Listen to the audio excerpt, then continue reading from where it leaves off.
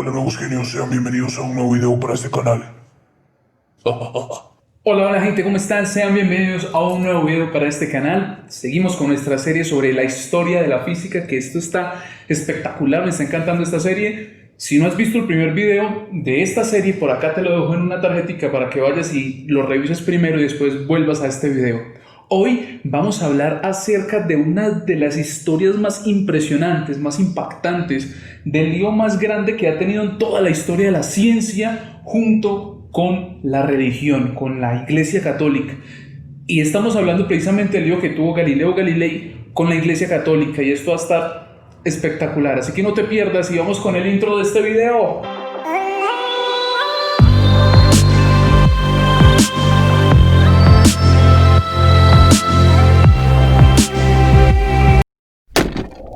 En el video anterior vimos cómo fue toda la evolución de lo que llamamos hoy física, desde los pasados griegos hasta las leyes de Kepler, una historia espectacular hasta el momento.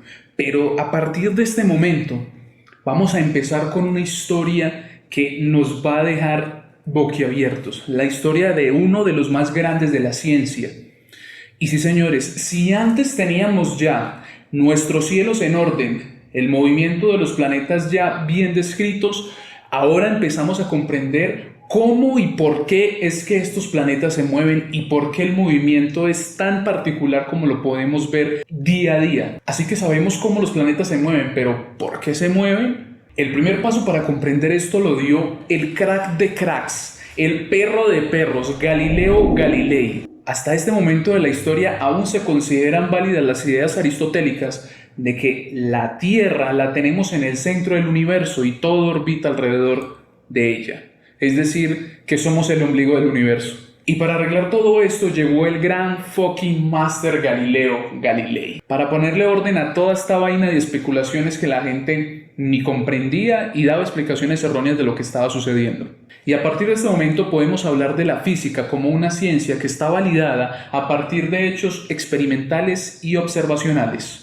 Galileo empezó a utilizar la rigurosidad matemática para darle explicación a los distintos fenómenos y luchando de frente contra la lógica aristotélica. Pésima, por cierto, pero no se lo digan a nadie, porque acá se van a enfrentar el razonamiento inductivo aristotélico contra el razonamiento deductivo galileano, ya que Galileo Galilei llegó para consolidar las ideas previas que habían tenido Copérnico y Kepler con evidencia científica y observacional. Pero esto le iba a costar muy caro, porque iba a entrar luchando de frente contra el geocentrismo aristotélico, contra la gran creencia de la Iglesia. Pero antes de abordar este tema, veamos otros de los grandes aportes que realizó este crack, Galileo Galilei. Ya que no solamente se dedicaba a la astronomía, Galileo Galilei también hizo observaciones interesantes sobre el péndulo. La primera de ellas: el periodo de oscilación de un péndulo es independiente del arco recorrido por este. Esto lo explicaría Newton después. 2.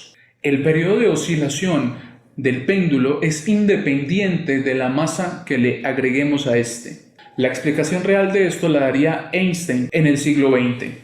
Como Galileo llegó para darle en toda la progenitora a Aristóteles, lo primero que hizo fue demostrar que los cuerpos, independientemente de su masa, van a caer exactamente a la misma velocidad. Es decir, que si tenemos dos objetos de diferente tamaño y los dejamos caer al mismo instante, van a llegar al suelo a la vez. Aristóteles decía que los objetos pesados caían primero. Para demostrar esto, Galileo se subió a la torre inclinada de Pisa e invitó a profesores y filósofos de su universidad, y junto con todos los estudiantes para presenciar este maravilloso evento, lo que hizo fue tomar dos rocas de diferente tamaño, una del doble de la masa de la otra, las lanzó al mismo tiempo y efectivamente cayeron al mismo instante de tiempo. Esto es, dos cuerpos del mismo material, pero de diferente masa, caen a la misma velocidad en el medio, que es el aire. Pero podría ser que cuerpos de diferente material cayeran a diferentes velocidades en este medio, tal como la pluma y la misma roca. Si dejamos caer una pluma y la roca al mismo tiempo, pues ¿cuál va a caer primero? La roca, ¿no? Ahora, ¿qué es lo que sucede allí? Pues que no caen a la misma velocidad, porque entra en juego el peso específico de los objetos. El peso específico es la relación entre el peso y el volumen del objeto. Si la velocidad es proporcional al peso específico del cuerpo que está cayendo y del medio, esto es, la velocidad en un medio de peso específico 0 sería finita, pero dependería del peso específico de ese cuerpo, lo cual nos invalida la existencia del vacío. Pero ya sabemos que esta diferencia entre la caída de la pluma y la caída de un cuerpo pesado, la diferencia de esas velocidades es por culpa del rozamiento con el aire. Si hacemos el mismo experimento en el vacío, lo que vamos a obtener es que van a caer al mismo instante de tiempo. Así que todas estas ideas eran erróneas.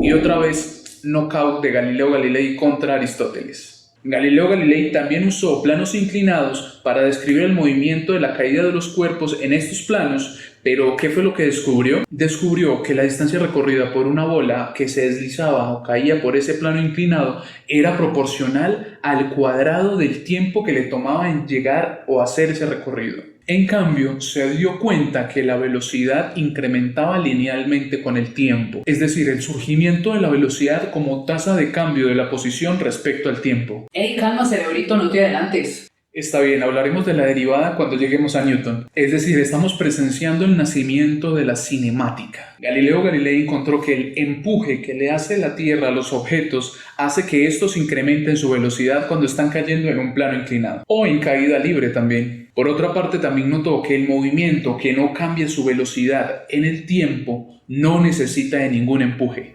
Todo movimiento es causado por una fuerza. Otro knockout para Galileo Galilei contra Aristóteles.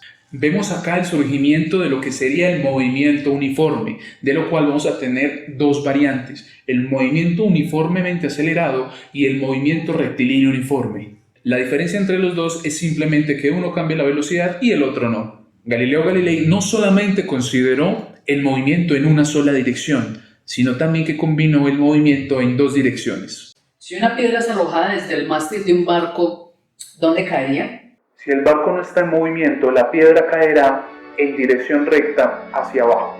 De otra manera caerá detrás de A en el punto B. No, querido Aristóteles, estás totalmente equivocado. Si el movimiento es uniforme, la piedra caerá en el punto A. Pero Galileo Galilei no se quedó allí. Este crack fue más lejos aún. Combinó el movimiento en dos direcciones. Vemos acá en X la dirección de movimiento del barco y en Y el empuje de la Tierra. Entonces, si el barco está en movimiento uniforme, lo que va a hacer es una combinación de ambos movimientos. Entonces vamos a tener un movimiento semiparabólico, combinando el movimiento que hay en la dirección X y en la dirección Y. ¿Pero qué pasaría si el barco se mueve con un incremento de velocidad? Simple, ahí sí Aristóteles estaría en lo correcto. La roca caería detrás de A en el punto B. Esto nos lleva al principio de relatividad de Galileo. Ningún experimento realizado en una cabina cerrada podría distinguir entre el movimiento uniforme y el reposo. Me gusta cómo suena esto. Un ejemplo de esto es cuando vamos en un bus o vamos en el metro y vamos a una velocidad constante. No distinguimos si vamos en movimiento a menos de que nos dé por mirar la ventana o el conductor acelere o desacelere el vehículo. El Da fucking Master tampoco se quedó hasta aquí. Este genio construyó el telescopio e hizo observaciones astronómicas. Descubrió los cráteres de la Luna, pudo también observar que Marte y Venus tenían semejantes fases similares a la de nuestra Luna, pudo observar también a Júpiter con sus 3 lunas orbitando alrededor de él, la Vía Láctea e innumerables estrellas plantadas en cúmulos. Todas estas observaciones llegaron a aportar algo invaluable para la historia de la humanidad, comprobando y soportando las ideas hechas por Copérnico con hechos experimentales. Y sí, señores, acá, a partir de este momento, llegamos a una parte horrenda de la historia. Llegamos entonces a el lío que tuvo Galileo Galilei con la Iglesia Católica.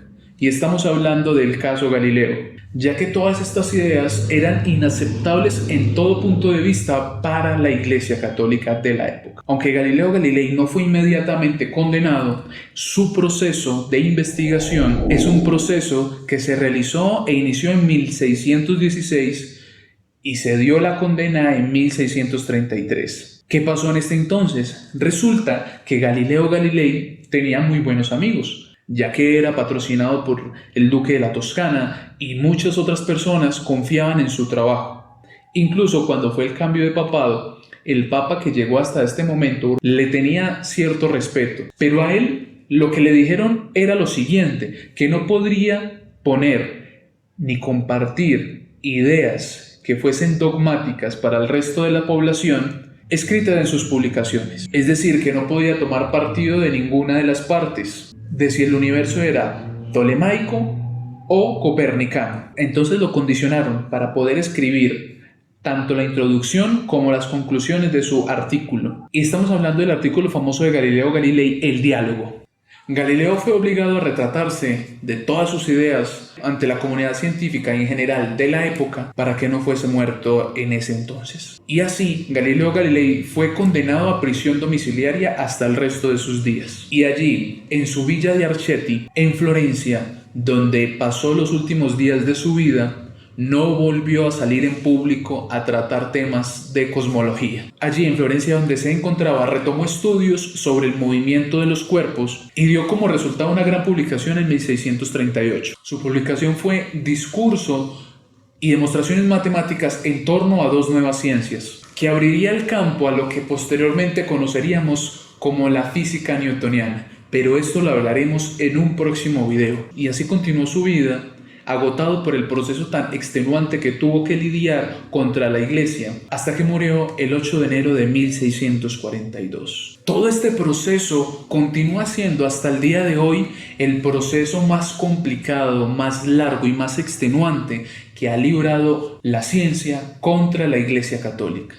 Y esperamos que este tipo de cosas no se vuelvan a repetir nunca. Y este proceso continuó abierto hasta el año de 1992. Tuvo que pasar 350 años para que la Iglesia, en cabeza del Papa Juan Pablo II, pidiera excusas y se arrepintiera de todo el daño que le hizo a la imagen y al esfuerzo productivo de Galileo Galilei. Increíble esta historia, ¿no? Bueno, nuevos genios, espero que se hayan gozado este video, que hayan disfrutado conocer un poquitico más de la historia de la física y con este grande de la historia de la humanidad como lo es Galileo Galilei.